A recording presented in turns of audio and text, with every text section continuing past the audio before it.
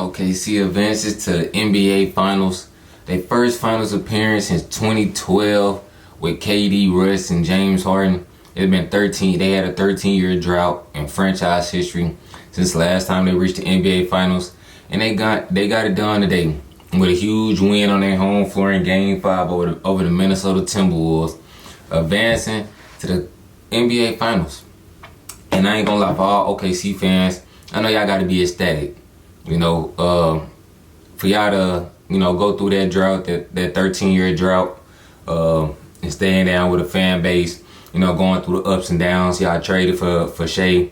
Y'all drafted Chet, you drafted Jalen Williams. Chet get injured. Just all the ups and downs, the emotion that come with being, a loyal fan, a fan base, and things like that. And I was talking to one of my OKC homeboys. We're gonna be on the game tonight. Right after this game, we probably finna hop on the game. I know he gonna watch the little ceremony. The game's still going, but the game been over since halftime. So I'm gonna go ahead and feed y'all these videos. Cause really, I'm not even here to talk about the gameplay. I'm just here to congratulate the OKC Thunder. Give them their props on a terrific season that they had, advancing to the NBA Finals. Cause like I said, being a loyal fan, it's hard to, go through that, a decade plus drought of, not really winning, not being at the mountaintop and things like that. Now you got you a franchise player in Shai Gilgeous-Alexander, who done won a MVP this season, on the way to winning Western Conference MVP.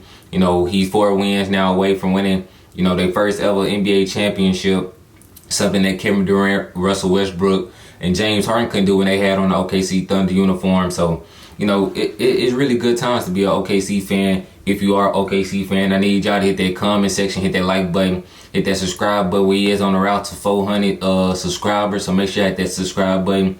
But yeah, man, it's just a terrific season by the OKC Thunder and what they put on display. And this what Mark Dagnall, Sam Presti, this is what they imagined. They did it the right way as well. Cause like I said, they traded for Shai Gilgeous-Alexander years back. And they trusted and they really believed that Shai can be their franchise guy, that cornerstone player. And once they believed in that, they went and got guys that be able to fit the mold and be able to play around him. They went and drafted, Jalen Williams. They went and drafted Chet Holmgren. Drafted Isaiah Joe. The other Jalen Williams that's on the bench. They went and traded for Luke Dort. They went and signed for Alex Caruso this offseason. They went inside of Isaiah Hartenstein. They really built, and they drafted a Cason Wallace. They drafted a Aaron Wiggins. They really put in a good structure of players over there that they they fit the molds and fit the brand of basketball that the OKC Thunder wanted to play. They went and got a coach in Mark Dagnall that can be able to bring in his own philosophy to be able to bring the most out of his players. And now you seeing the OKC Thunder, reaping the benefits of building a team the right way. Because a lot of people, they want to just, get these superstars, get all these superstars and get a lot of talent on one team and not really properly build a franchise and a winning organization the correct, proper way. But Sam Presti, he stayed down, and he stayed committed to what he really believed in. Because like I said, this team is really not built on, high-end talent, or, not saying that Jalen Williams, Chet Holmgren not high-end talent, but I'm just saying in a sense, like, they didn't really going and looking for, superstar type of talent. They went into, try to build in-house and develop and do it the right way, and going to get complementary role guys to be able to, help, expand and build off what they was already building on. 'Cause like I said, they brought in Caruso this offseason, which was, he was everything they dreamed of the more. And what they did, what he provided them this postseason, on the defensive side of the ball, just bringing that, that dog mentality, bringing night in, night out, bringing that championship pedigree, that veteran leadership as well. Isaiah Hartenstein bringing that big body, that big presence, where Chet Holmgren don't have to play the 5, where he don't have to get all beat up and things like that, giving OKC the versatility of different looks and different lineups of what they can do on the defensive and offensive side of the ball. They just was a well put together team. Jalen Williams, he came into himself these last 2 years, and I've been saying this throughout the whole playoffs. Y'all can go back in that Memphis Grizzlies series. I said, even though I know what Shea gonna give you, SGA gonna give you, 30, his usual 30 a night. But I said Jalen Williams is the X factor for this OKC Thunder team, because if he's able to knock down tough shots, get down, timely buckets and things like that, OKC they should be the favorites to win it all. Cause when you got a MVP caliber player at SGA, then you got a guy like Jalen Williams who can be able to compliment him, get him 25 a night, take the pressure, put pressure on the defensive side where all of it just not on just not on SGA and things like that. They're just all around just good. You know what I'm saying? Just all around good team building. But really, this was a good win for them tonight. And then they hit Minnesota in the mouth in the first quarter, and they weren't able to, really recover from that. And like I said, the same friend that I was telling y'all about the OKC, I texted him. I was like, man, who you got winning tonight? What you know what I'm saying? You think OKC gonna pull it out tonight, or they gonna win in 6? He was like, oh no, he was kind of skeptical. He thought Ant was gonna be able to pop off tonight. He said, what you think? I said, man, unbiasedly, I think it's gonna be a blowout.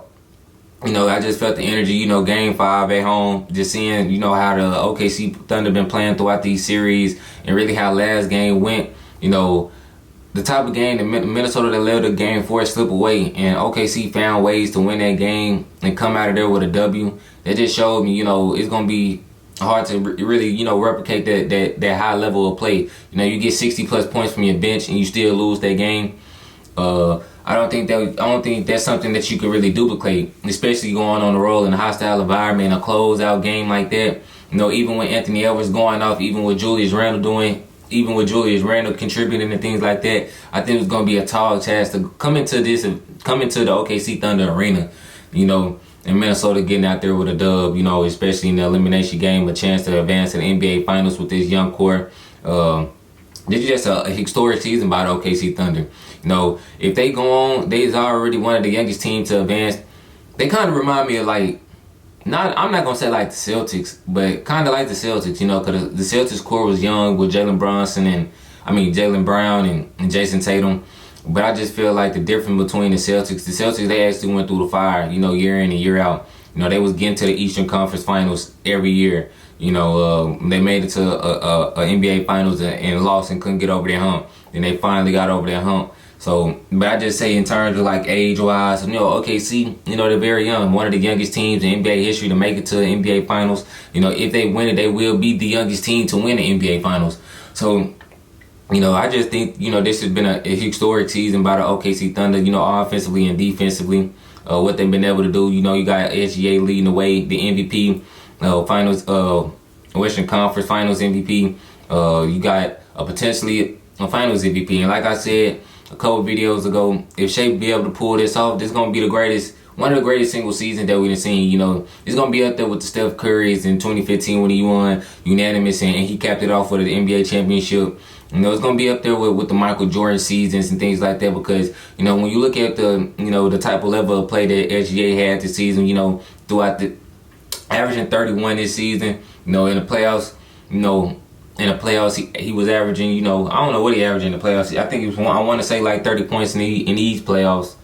You got to look at it, winning every award that is possible, playing at a high level, shooting efficiently from the field, willingness to even win, being one of the youngest teams to ever get it done as well too, leading a young group at that. You got to put him up there and respect what he doing in this season. But Minnesota Timberwolves, they got a lot to look forward to. This is going to be a big offseason for them. This is back-to-back years that you are now ultimately fell short in the Western Conference Finals. And you went out in both of your Western Conference Finals in back-to-back years. And, what's the word? They went out sad in both of these years. Lost in 5 last year to the Mavericks. You lose in 5 this year to the OKC Thunder. So even though you went to back-to-back Western Conference Finals, can you really legitimately say like, okay, we just right there, you know what I'm saying? We just got to get over that hump. You really can't say that. If you were to win 7 last year or 6 games last year, and this year you win 6 games or 7 games, then you can say, okay, we just right there, we just to change the two away. But no, I just look at the Timberwolves core and Rudy Gobert, Anthony Edwards, Jay McDaniels, and Julius Randle going forward. I don't really know, it's a lot of question marks going into this offseason. Where can we improve? And, if anything, I just think they just showed you the glaring flaws of, every player throughout this roster. Just the lack of playmaking outside of Anthony Edwards. I think that's just the main thing, the lack of playmaking around Anthony Edwards. Anthony Edwards, he had so much pressure on him, trying to be able to facilitate, get guys open looks, and be able to score and get his own looks at that. That's just certain a lot of energy and being able to play on the defensive side of the ball at a high level as well. That was just a lot of pressure on Anthony Edwards this season. This playoff run. You look at it as well, I say, outside of Anthony Edwards, who can be able to create for Anthony Edwards, where he can get easier looks, where the defense not just so keyed in on him, where he can get free up and just get catch and shoot, back cuts and things like that, where he can play off the ball. It's just a lot of things that the Minnesota Timberwolves, where they can look at this season now, where they know where they can improve in if they didn't last year. I don't know how this offseason gonna look for the Minnesota Timberwolves. I highly doubt that they're gonna come back and try to run it back with this roster. I don't know what they're going to try to do with Rudy Gobert. I don't know what they're going to try to do with Randall, if they're going to bring him back. But if I'm the Minnesota Timberwolves, I'm really just looking at Jay McDaniels and Anthony Edwards. Those are probably the only two guys that's pretty untouchable to me, if you ask me, for the Minnesota Timberwolves franchise. You got Nickeil Alexander-Walker. He played good throughout these playoffs, especially in this series. He was really, the main key catalyst in Game 4. Helped them really, stay into the ball game, hitting big shots after big shots, playing at a high level. But this game, he really didn't have it going. But that's expected coming from a role player. You're not expecting role players to be, 20-plus guys every night. But, he played well. You can consider keeping him. But like I said, Anthony Edwards, Jay McDaniels, those are probably the only two guys that I'm looking at that's going to be here. They're gonna be here for the long call. If I'm the Minnesota Timberwolves front office, it's a lot of moves to be made, a lot of decisions to be had. But I don't say this is a failed season. Obviously you want to win. Anthony Edwards only 23 years old. He got a lot of room to improve. He can take this series and go into the off season with knowing what he needs to work on, which is his mid range, his ball handling, his decision making. Just look at film. He got to be a little bit more decisive on what he want to do. He was sitting around, playing around, dribbling the ball, and in OKC defenders' faces, letting the defense load up on him, which I didn't think was a very good strategy at all. Where the defense is hounding as the OKC Thunder, you want to relieve that pressure on, try to play faster. Getting up off the ball and try to get points like that. He's compounding the problems with trying to dribble. You don't need 15,000 moves to get to what you were trying to get into. You want to make it as simple and short, sweet and simple as possible. You look at a player like SGA and how I was raving about him, the type of season that he had, him winning MVP, averaging 30. He don't be on the perimeter just sitting around dancing with the ball. He might give you that little, between, jab, hezzy or something like that and get right into what he finna get into. He really a 3-4 dribbles or less type of guy. He ain't out there just, tween, behind the back, cross, step back, dribble. He ain't really into all that. So Anthony Edwards, he got a lot to work on. Like I said, Minnesota, it's a lot that they need to work on this offseason. A lot of questions to be, left to be answered about that organization. But that's really all I got in this video, because it was ass whooping from, start to finish. It ain't really too much to really dialect in this type of game to really say how I felt about this, how I felt about how this team did or how this team didn't do.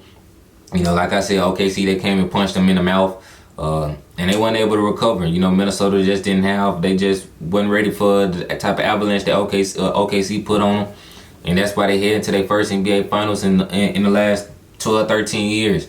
Like I said, congratulations to the OKC Thunder again. Youngest team in NBA history to reach the NBA Finals.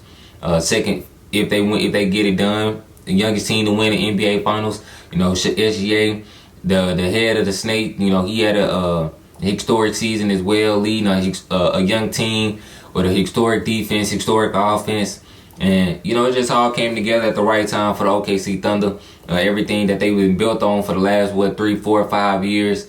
is finally, you know, the Sam Presti and his vision has finally came to, you know, to tuition. And before I leave this video, everybody that was on Julius Randle dick, that was on in my DMs, man, shut the fuck up, please, man. I don't care if you my friend, my homeboy, my brother or not, man. 2 games out of 5, Julius Randle, you know, obviously though, you know, that 1 game a game for it, you expect him to play better. But the thing is, man, y'all just don't know how hard it is to play against a team that's loading up on you when you got 3 set of eyes looking at you at all times. Somebody at the elbow, somebody at this elbow, and you trying to get to the paint, and they force you outside and making everything difficult. Things like that, which I'm not even trying to get too deep into the context about that, because none of that shit matters. The series is over. But how I feel that Julius Randle played throughout this series, I feel like he played solid. You know, 2 of 5 games, he was under double digits. The other 3 games, he was 20, 25 plus. You know, I can live with that. You know, obviously, when you go up against a historic defense as OKC is, you know, every night you're not going to get 30. As you seen with Anthony Edwards, people in my DMs talking about Julius Randle more than they talking about Anthony Edwards, and he's the #1 option. You know, if you want to say Julius Randle was terrible, Anthony Edwards was just as terrible. So that's how I feel about it. Just stay on my DM talking about Julius Randle this, Julius Randle that. Nigga, Julius Randle did what he was supposed to do as a second option. He was supposed to come here to be able to bag up and play off Anthony Edwards, not Julius Randle, not the other way around. So stop all that dick eating, man. I don't want to hear shit about that, bro. Real talk. Y'all as annoying as a bitch. Like, y'all don't know what it even got to take to even do what this nigga even doing, son. Like, stop that, man. Like, real talk. Real talk, bro. Like, that shit aggravated me. After that game for a loss, I had buku people in my fucking DM talking about, I told you Julius Randle this, Julius Randle that. Man, eat a dick. Real talk. Eat a fucking dick. Cause what game, if y'all watching the game, y'all wouldn't even be talking how y'all talking. Then y'all wait until game 4 when the series was, when the OKC went up 3-1 for y'all to be in my DM. Where the fuck was y'all at the game 1? Where the fuck was y'all when they got their ass whooped about 42? Where's y'all tonight when Julius Randle had a good night? Man, quit dick eating, son. Y'all was waiting on that main downfall. And bro, and the people, it was more than just if my homeboys and my brother, they watch this shit, I'm not just talking about y'all, but I am talking about y'all, but I'm not just talking about y'all. you feel me? And so it wasn't just y'all. It was buku people in my DM after game 4 talking about this. And these people I don't even know. Like, bro, y'all annoying as a bitch. Like, it's so cool. It's cool coming from my homeboys, because I know these niggas. We can actually talk and we can argue, because that's what we supposed to do. But niggas that I don't know, man, but stop. Get out my DM with that, man. Stop. For real talk. Get out my DM. I don't want to talk about Julius Randle. If you want to talk about OKC how they won, go ahead, cool. That's fine. Because once again, neither one of these teams are my team. Indiana Pacers, Knicks, neither one of them niggas my team. If you think you finna hurt my feelings because the Timberwolves lost, man, you stupid. KD been at home all playoffs long. That's the only nigga that I get mad for if they lose. So I'm playing with house money at this point. Whoever I pick to win, I don't, shit. That's how I feel, truthfully. But no, that's all I had to say before I end this video, because there was buku people in my DM about Julius Randle, and I'm tired of that shit. Like, Julius Randle is just this top 5. Y'all expecting Julius Randle to be a top 5 player. Even if Nikola Jokic struggle against the defense, he the best player in the world. The hell you expect from Julius Randle? The fuck? That's like, y'all gotta be logical sometimes. That's what would really piss me off. It's not the fact that they, you know, that they won or lost. It's just the fact that y'all niggas annoying as a bitch. Y'all don't be logical. But that's all I got to say, man. Congratulations to the OKC Thunder, man. June 5th, it gonna about be a week before we have to watch the NBA Finals, man. But nonetheless, y'all make sure you hit that like button, hit that subscribe button. Like I said, roll to 400 subs. Make sure you hit that subscribe, because we is gonna be live after every game after the NBA Finals. Hopefully we get a good one. So I'll see y'all June 5th. And OKC fans, hit that comment section below. Minnesota fans, y'all let me know how y'all feeling going into this offseason, what y'all need to do to make some adjustments. And coming on this offseason, we're going to have a lot more videos in store for y'all. So make sure you hit that subscribe button. We out.